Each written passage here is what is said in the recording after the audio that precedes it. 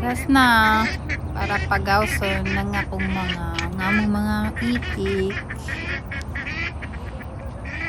Kaya mo na siya ikulong paggabi kay para di kaunon sa mga wild animals. Tapos kada buntag amo siya pagawson. Tapos na ay nakuan nasaag man siguro na itik amo sa gikuan siya gi-cage para mahimong maklose siya sa upat na mo kaitik. Pero kay di siya ganahan tong makipag-close, di siya ganahan mukaon, mao naka-decide ni amo na lang siyang pagawson ng adlaw. Ikaduha na ni na kuan siya kaadlaw, ikaduha niya kaadlaw na amo siya gi-cage. Karon amo na siya pagawson kay di mi siya ganahan mukaon. Tagaan siya pagkaon, di siya mukaon. Sige na siya tambay sa anong gamay na balay. Di siya ganahan. Amo na lang siya pagawson ron. Kay luwi man, basi mamatay na siya. Kaya ano na mukaon. Ano naman na lang siya pagawson.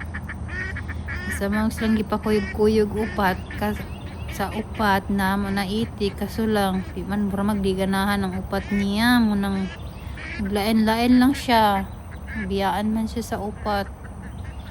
Katong upat biyaan naman siya dili siya ganahan makipag-close man niya ang kanang upat na mo na itik. Karon ang duha nag-swimming na,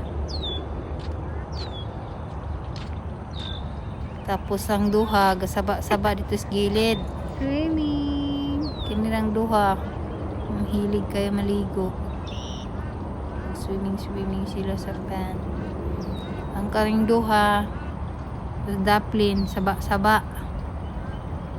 sige kwak.